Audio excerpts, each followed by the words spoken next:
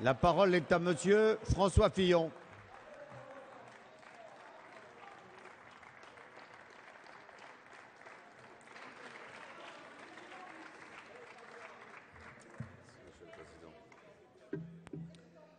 Monsieur le Président, Madame le Ministre, mes chers collègues, présider la République, c'est refuser que tout procède d'un seul homme, d'un seul raisonnement, d'un seul parti.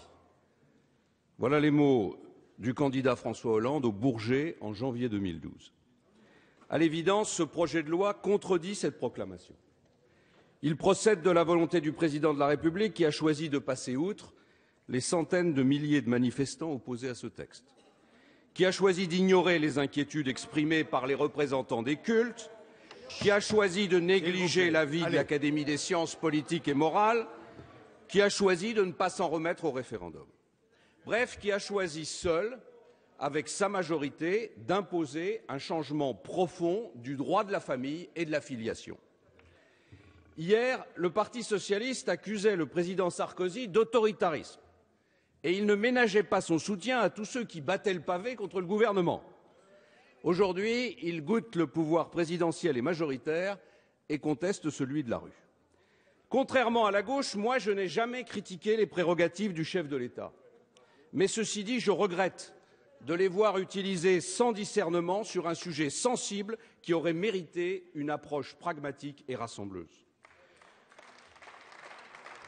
Le projet gouvernemental, nous disait-on, devait susciter le consensus. Eh bien, il n'y a pas de consensus. Les centaines de milliers de Français qui ont manifesté n'étaient ni des extrémistes, ni des passéistes, ni des idéologues. Est-il nécessaire de préciser qu'on peut être contre le mariage pour tous et combattre l'homophobie, qui est une injure faite à la dignité qui entoure chaque être humain? Dois-je aussi préciser que l'on peut être favorable à ce projet et respecter les arguments de ceux qui ne le sont pas et réciproquement? Mieux vaut le préciser, parce que le débat actuel a fait ressurgir des tensions parfois détestables. Sur les réseaux sociaux, une violence malsaine gronde. Homophobie d'un côté, anticléricalisme de l'autre, toutes ces dérives qui mutilent notre fraternité sont inquiétantes. Et je dis au gouvernement prudence. Je dis au président de la République qu'il n'agit pas dans un contexte serein. Nous sommes en crise et autour de nous, les repères s'effritent. Les risques de rupture existent et son devoir, c'est d'assumer la concorde de la nation. Il ne doit pas laisser les Français se dresser les uns contre les autres sur des sujets de société qui précisément réclament une pédagogie du rassemblement. Pourquoi cette question du mariage homosexuel ne fait pas l'objet de plus de précautions? On ne peut pas à la fois prétendre que ce texte constitue une réforme de civilisation et agir avec précipitation et au surplus sans donner la parole au peuple. Si François Hollande a cru bon d'évoquer devant les maires la liberté de conscience, c'est bien que l'affaire est grave. Et si l'affaire est grave, c'est qu'il y a un problème de fond qui ne sera pas réglé en quelques semaines au Parlement. Quel est le problème? Il est que le projet de loi remet en cause le cadre juridique et social du mariage qui structure la société et la filiation depuis des siècles. On me rétorquera que cette conception du mariage se heurte aux mutations de notre temps. Je ne suis pas dans un déni de réalité. Je sais qu'il y a des situations de fait que le législateur doit résoudre. Je ne m'érige pas non plus en juge, parce que je ne doute pas des capacités d'affection et d'éducation d'un enfant par un couple homosexuel ou encore par une femme ou un homme seul. Ce souci d'assumer la réalité sans la juger ne me conduit pourtant pas à accepter le principe d'une égalité totale des droits. Les citoyens sont égaux, ce qui n'implique pas que les situations entre les couples homosexuels et les couples hétérosexuels soient totalement égales. Beaucoup de choses ont été dites par mes collègues sur ce sujet et je veux, pour ma part, juste insister et alerter nos concitoyens sur un point que le slogan de l'égalité dissimule, celui du droit à l'enfant. Si le principe d'égalité est suffisant pour le gouvernement pour justifier de chambouler l'institution du mariage, s'il est suffisant pour relativiser le bien-fondé de l'altérité et élargir le droit à l'adoption, alors il sera rapidement considéré comme suffisant pour accorder aux couples de femmes l'assistance médicale à la procréation. Et nous touchons ici à une question profonde, car un enfant conçu par ce procédé au sein d'un couple de femmes ou par une femme seule pourra-t-il réparer ce double manque, celui de ne pas savoir d'où il vient et celui de ne pas avoir de père qui l'élève? Sur l'extension de la PMA, le président de la République a saisi le Comité national d'éthique. C'est sage, mais c'est tardif, et c'est au demeurant vain, puisque j'ai cru comprendre que sur ce sujet, la majorité socialiste était largement prête à franchir le pas dans quelques mois. Et une fois ce pas franchi, au nom de l'égalité toujours, les couples d'hommes ne manqueront pas d'exiger le droit à la gestation pour autrui. Beaucoup la réclament déjà, et certains n'ont pas hésité à y recourir à l'étranger. Ce jour-là, quel argument le gouvernement pourra-t-il leur opposer? Celui de l'inégalité? Sûrement pas, puisqu'il fait de l'égalité des droits le fil directeur de son projet. Celui de l'interdiction de marchander son corps? Naturellement, cet argument sera avancé. Et je ne fais pas le procès au gouvernement ou à la majorité de tricher. Je dis simplement qu'il sera rapidement démonté par ceux qui vous convaincront que le recours à une mère porteuse est aussi estimable que le recours à la science ou à un tiers donneur anonyme. Ils évoqueront les quelques exemples étrangers où la PMA est ouverte à tous, et certains dénonceront le vide juridique qui entoure leur enfant, né ainsi hors de nos frontières. Et sur ce point, Madame la Ministre, votre circulaire qui facilite l'acquisition de la nationalité française pour les enfants nés de mères porteuses est, d'une manière ou d'une autre, une brèche vers la légalisation de la gestation pour autrui.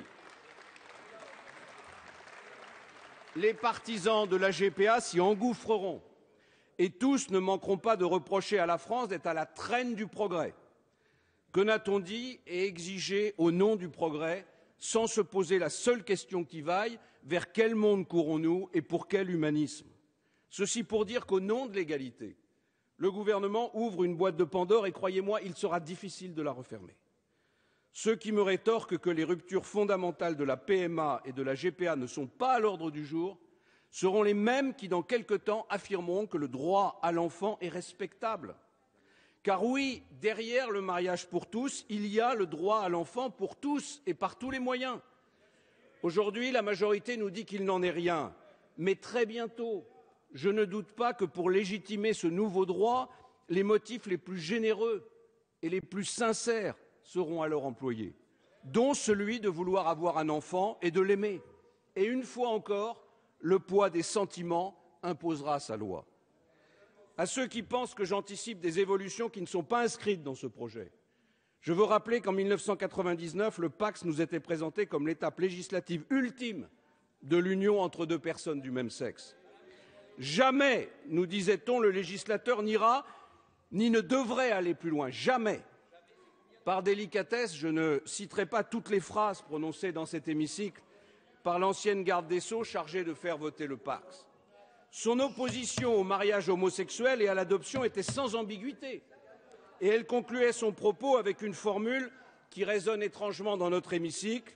Je n'ignore pas, je la cite, le procès d'intention sur un éventuel après de cette proposition qui préparerait des évolutions plus fondamentales de notre droit. Je m'élève avec la plus grande énergie contre de telles insinuations.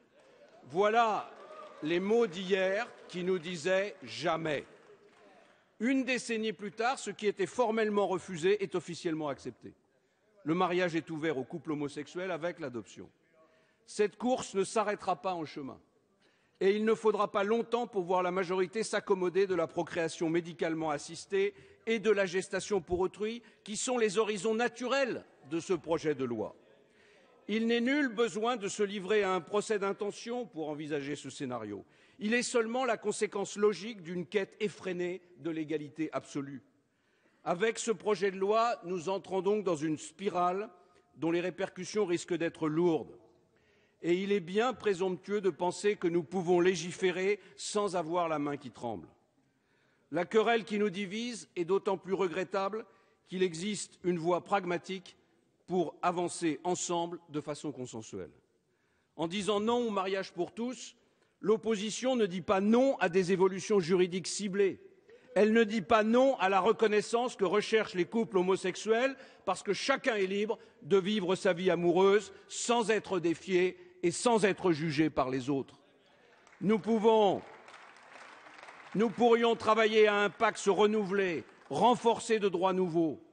Sur la base d'une nouvelle forme d'union civile, il répondrait aux attentes des couples et il ne bouleverserait pas les cadres du mariage et de la filiation. Je crois, mes chers collègues, que le gouvernement n'a pas pesé toutes les incidences juridiques, sociales et éthiques de son projet. Ce projet divise la France au moment où elle devrait être rassemblée. Et il pose les jalons d'une société où le droit et le désir des adultes passeront avant ceux des enfants. Les Français qui s'opposent à ce texte de loi ne sont pas entendus.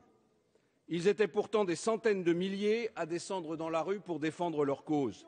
Inutile de les compter ou de les recompter. Ils sont de toute façon très nombreux et ils sont, à leur façon, les porte-parole d'une tradition qui n'a pas fini d'être moderne. Aujourd'hui, la responsabilité de l'opposition est de relayer leur voix, parce que cette France que le gouvernement n'écoute pas doit être respectée. Mais notre responsabilité est aussi de parler clair. La PMA et la GPA sont des lignes rouges. Le flou des réponses du gouvernement sur ce sujet révèle la faiblesse de ses convictions. Si ces lignes rouges étaient franchies, il est du devoir de l'opposition d'avertir qu'à l'heure de l'alternance, parce qu'il y aura une alternance, nous réécrirons la loi pour stopper cette dérive, parce qu'elle consacrerait une régression de notre conscience humaine. Merci, Monsieur Fillon, s'il vous plaît.